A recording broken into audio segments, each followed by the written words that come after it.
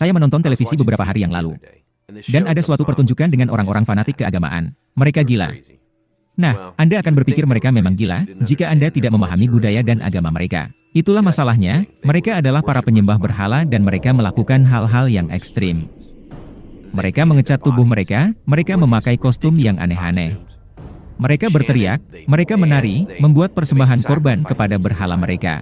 Mereka telah mendirikan kuil-kuil yang sangat besar ini untuk menyembah berhala-berhala mereka. Nampaknya keseluruhan keberadaan mereka berpuncak ke dalam satu skenario ini, yakni tindakan penyembahan. Sepertinya ini tidak nyambung bagi Anda, bukan?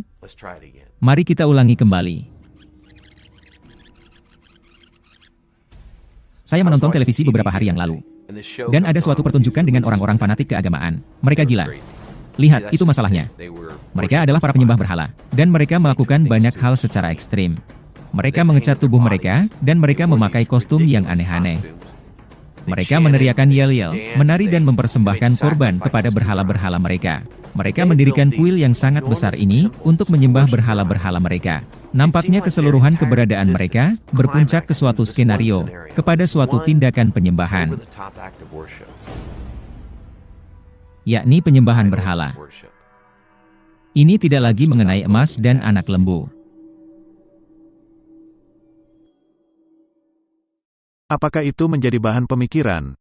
Saya pikir itu menjadi latar yang bagus untuk hal yang akan kita bahas, karena semua orang bisa mengerti pada hal yang sedang terjadi. Baiklah. Yang selalu menjadi pertanyaannya adalah, apa yang ada di belakangnya? Kemana ini akan menuju? Apa yang menjadi tujuannya? Dan bagaimana ini bisa memenuhi tujuan dari orang yang memanipulasinya? Itu yang menjadi pertanyaannya, benar. Baiklah, mari kita buka kitab Keluaran. Keluaran pasal 32 ayat 2 hingga 6. Keluaran 32 ayat 2, lalu berkatalah Harun kepada mereka, tanggalkanlah anting-anting emas yang ada pada telinga istrimu, anakmu laki-laki dan perempuan, dan bawalah semuanya kepadaku. Keluaran 32 ayat 4-5, dan dibuatnyalah daripadanya anak lembu tuangan. Berserulah Harun, katanya, besok hari raya bagi Tuhan. Keluaran 32 ayat 2, dan keesokan harinya pagi-pagi maka mereka mempersembahkan korban bakaran dan korban keselamatan. Sesudah itu duduklah bangsa itu untuk makan dan minum. Kemudian bangunlah mereka dan bersukaria. Nah Martin, ini seperti skenario akhir zaman, di mana orang-orang makan dan minum, dan mereka begitu terlibat dalam pengangguran.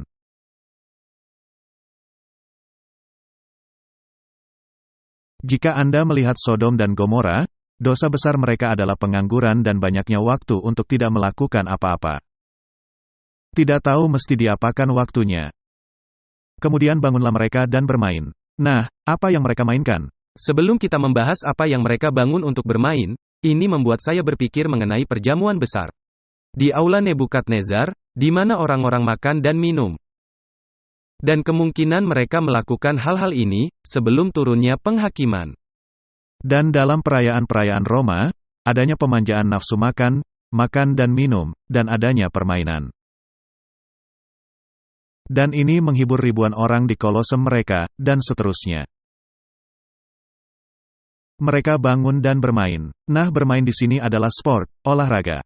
Mereka mempraktekkan olahraga, yang merupakan ritual zaman kuno, yang merupakan bagian tak terpisahkan dari ritual penyembahan matahari. Mari kita mendalami, dengan membaca manuskrip Relis, jilid 13. Ayat-ayat ini merupakan gudang harta yang berisi mutiara yang mahal, dan Anda semua memerlukannya. Berapa banyak waktu dihabiskan oleh manusia yang cerdas, dalam pacuan kuda, pertandingan kriket, dan bermain bola. Tetapi apakah pemanjaan dalam olahraga ini akan memberi manusia keinginan untuk mengetahui kebenaran dan kesalehan? Itu adalah pertanyaan bagus, benar. Apakah akan memasukkan Allah ke dalam pikiran mereka? Akankah ini membuat mereka bertanya, bagaimana dengan jiwa saya? Semua kekuasaan setan dipakai untuk menarik perhatian mereka kepada hiburan yang sia-sia, dan dia mencapai tujuannya. Nah, banyak orang akan berkata, wah, itu pandangan yang sangat sempit. Benar. Martin, bisakah Anda menunjukkan satu peristiwa di dalam Alkitab, di mana adanya perlombaan olahraga, di luar ayat yang tadi kita baca yang mengutuk hal yang sedang terjadi? Apakah Anda menemukan dalam perjanjian baru, Yesus dan para muridnya bermain bola, atau kegiatan semacam itu? Tidak. Anda yakin? Sudah baca dengan teliti? Cukup yakin? Ada banyak lelucon mengenai hal itu di mana mereka memelintir firman, supaya nampak adanya kegiatan semacam itu. Tetapi memang jawabannya tidak ada. Dan pertanyaannya ialah, dapatkah seseorang menjadi senang tanpa hal itu? Itu pertanyaan yang sangat bagus. Karena nampaknya dunia akan mengatakan, wah tidak bisa.